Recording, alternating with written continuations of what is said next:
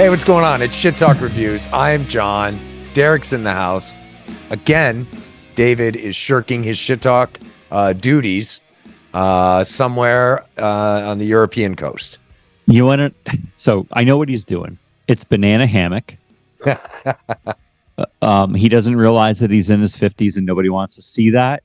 But in Europe, that's okay. That's true. You can wear a banana hammock and it's fine. And you can probably wear one here in the U.S., but half of the population might, try to shoot you. Yeah, it depends on the beach, I think. Do you suppose that he's wearing the Stars and Stripes banana hammock? Is he representing, you think?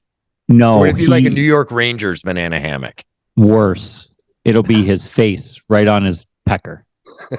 No doubt. Well, let's hope that the Italians he's beaching with right now are enjoying it as much as we are. No, that doesn't sound right. Yeah, we are talking about it. You know what I want to do is actually I'm going to AI this. I'm going to find some dude in a banana hammock, and then I'm going to put Dave's face on him, and then I'm going to put Dave's face on his underpants, and it'll be great. I like it. Well, listen, before we get to talking about this record, we have some new listeners from new areas around the world. So wanted to say hello to some new listeners. The most recent in Harriman, Utah, in Oslo, Norway, and in North Rhine-Westphalia, Germany. So thanks for stopping in and checking the stuff out, man. We appreciate it. Or ladies. That's awesome. I want to shout out to Bree. She's a fan of ours. I met her at a Philadelphia Metal Fest. She has given me a list of black metal. She's a huge black metal fan. Cool as hell. She's one of my favorite fans. And I am hell bent on bringing one of her bands to the table, whether it's through an interview or a review. So I'm going to be working on that, Bree, and I wanted to put that out into the universe that it will happen. I will make it happen for you, and I will ask you if we could interview anybody, who would it be, and we'll make it happen. Okay. Nice. Appreciate you, Bree. Yeah, we're talking about Downpour, Kill the Mind, and our boy Brian Fair of Shadows Fall. We just interviewed him recently, and we talked about Downpour. It was a recent release. And you and I got into it, and we were like, we got pointy nipples. We got a little fired up about it, and decided to do a podcast on it. And before we get into this, quick shout out to Brian, and our condolences on the passing of his father, James Jeffrey Fair. He had a long fight with cancer. Cancer fucking sucks, and I lived through it with my mom. So I feel for you, Brian. We're thinking of you, and stay strong. And man, if you need any help with, dealing with the death of a parent, I'm happy to talk because it's a fucking hard thing. Yeah.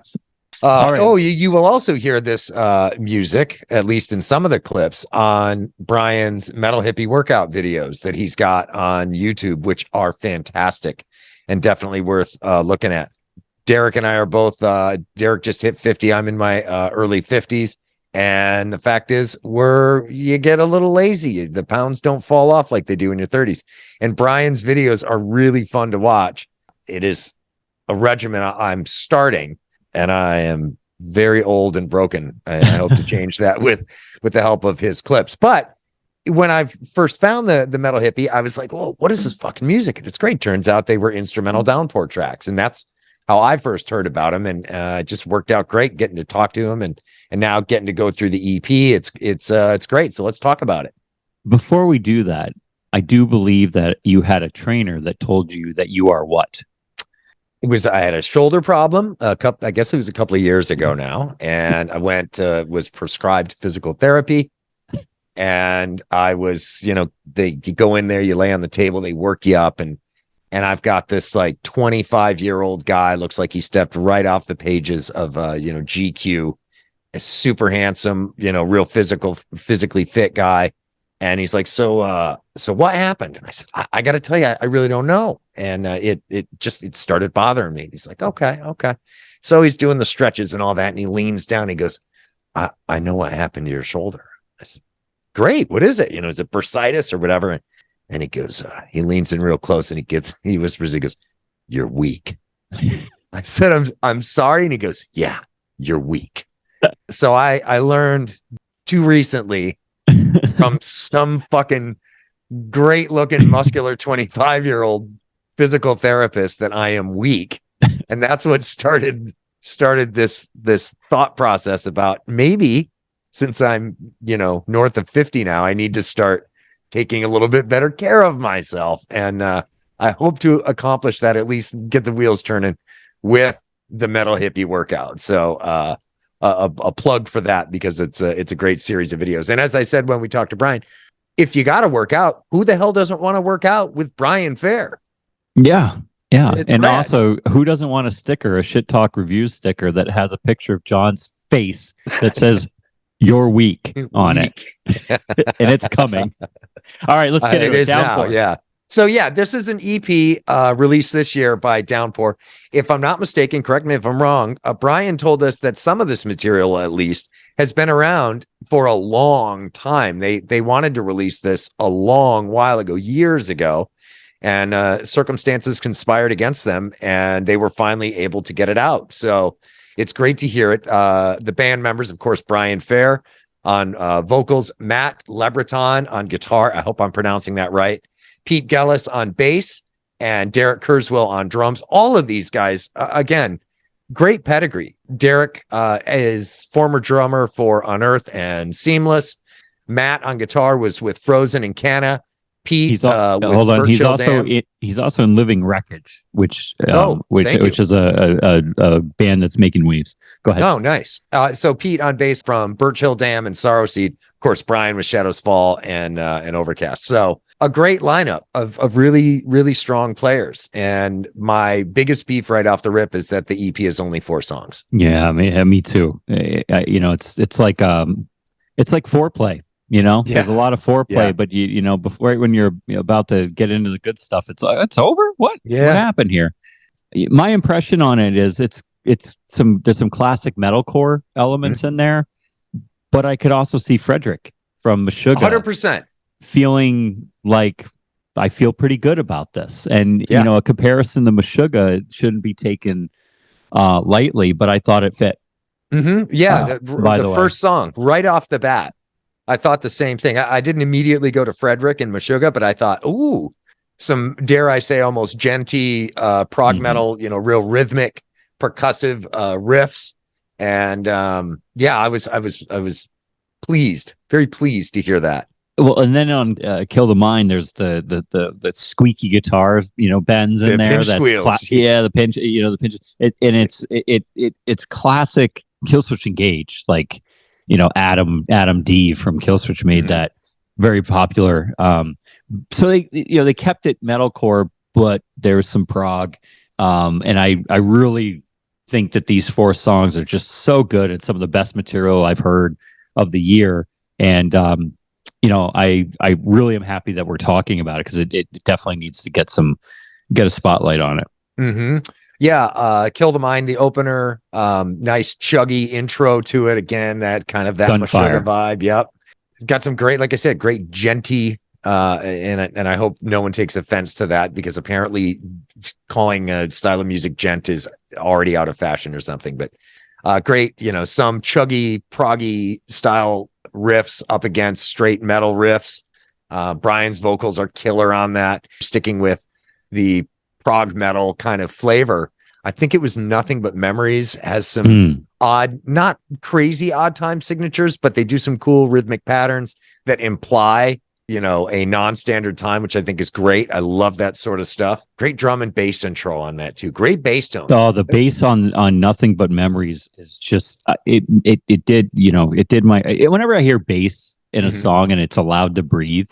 Yeah, I get a little excited about it. It tingles a little bit, doesn't it? Yeah, it feels good, and makes me think back to Cliff Burton and some of the classics and Geezer, and I'm like, look at those guys. Those guys are incredible players, and they get hidden behind, and so it's cool to see that song. For me, it's just as soon as Brian kicks in, I thought of Mike Tyson's Punch Out. Yeah. Yeah. Yeah, just you a get the beat drum down. intro, then the bass intro, and then when the guitars come in with Brian, he just drops this. I don't know how to describe, it's perfect. Yeah, it's a great start to a song. And to speak more about Pete's bass work, I love his bass tone. I like it across the whole record, but particularly in that song. It makes me think a lot of Jacob Umansky, the bass player from Intervals, and the incredible producer and bass player and guitar player Nolly Get Good. The bass tone it's real crunchy and distorted up top, but it's got a lot of clean low end. It's got character to it, and often bass players care a great deal about their tone, but I think on the whole, people don't give a whole lot of thought to bass tones from a listening standpoint. And when you hear a record or a player that has a bass tone that stands out, I think that's great. Well, you just went in the dark, Derek. All right. We had a for those that were wondering, we just had to chop. Derek went in the dark because his house was being raided by the feds. I wish. But it's okay. It's okay. We're fine now. Do you want to know what it honestly was? It was homework requests on FaceTime. Look, man, I was trying to make you look cool, dude, but cool dad is acceptable. I'll take it. Yeah. So going back to my notes here, your Lost Revolution, the first riff sounded like a rat riff, but it ended there. As soon as like the rat riff was there, and then it's gone, and then Brian again kicks in, and I swear to God, the dude has fucking horns underneath his dreadlocks. Might be hiding a tail behind all the dreads. He is the voice of Satan. The guy's a fucking banshee, and the track as a whole, though, it felt like a classic Shadows Fall track. Like it could have been on any of the early Shadows Fall albums, and I got very nostalgic listening to it. And I don't know if Downpour meant to do that, or if it was just a byproduct of Brian being in the band, but felt like Chad. Well, the song's got a lot of movement. It goes through, it's got some different vibes. It goes into a sort of a triplet vibe for a while there, and then comes back out ripping. Matt's lead is just sailing on it. It's a great lead. It is one of the, again, some of the best music this year is this Downpour EP, and that riff or that guitar solo just stood out for me. I was driving down the road listening to it, and I found myself turning it up as loud as I could right at the solo. And look, everybody likes solos, but sometimes they get monotonous, right? When you hear too many of them, that's a solo that you want to turn up, kind of like Metallica's One. The solo in that, you turn it up, you go, yeah, it's pretty good. These 4 songs aren't covered with leads. That's why, I think he's a smart player in that he didn't, there's not a crazy long solo in every song. Use it sparingly, man. It's like, effects when you're mixing an album. You just sprinkle it here and there. Don't pack it in there wall to wall. It gets to be too much. It's like Darth Vader. You can't have him in every scene, but when you bring him in, have him bring the bloodshed. Well, it's effective when you don't hear it nonstop. It's effective when it shows up. Yeah, great player. It's a tickle. It's a tickle. It's a vicious tickle. Did you feel it move when the lead came on? It feels like being tickled with knives. It shreds. So, listen. I'm an 8 all day long on this EP. I would give it a 9 or a 10 if there was more. Yeah. Hint. Do more, Brian. Brian. Brian. Talking to you, Brian. Maybe a little more. Man, he is such a good vocalist. He is just so solid. The vocals on Born Again and Rage are that's one of the standouts for me. It was kind of an unexpected sort of down tempo song, not at all ballad, ish, but just slower. Great guitar tones, great drum tones, great production choices with the effects on Brian's voice. His vocal performance is fantastic on that song. It's definitely one of my favorites. It's a great record. Yeah, I'm at an 8.25. I want more of it. So let's hop to, boys. You don't get to wait. Their last album was 2018, and that was a full length self-titled album. So I understand They wanted to release this a while ago. It only now came out for all the various reasons. But now we need you to get back to work and give us another. I don't know. I could do with another 6 songs very soon. So sleep is for the weak.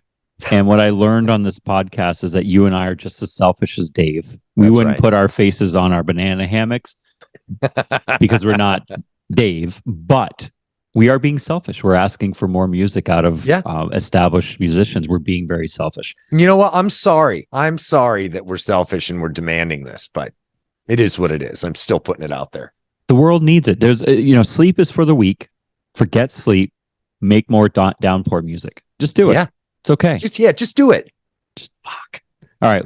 Well, on that note, good record. Go get it, guys. If you haven't heard Downpour, Kill the Mind, you want to do it. It's one of the best EPs of 2024. It's some of the best metal music that you'll hear, and it sits across several genres. And it's worth it. Yeah, well said. I echo everything my compadre here just said. So I won't bore you with it again. Well, we're good. We're good here, and I'm going to go help the kids with homework. All right, have fun with your homework. Till next time.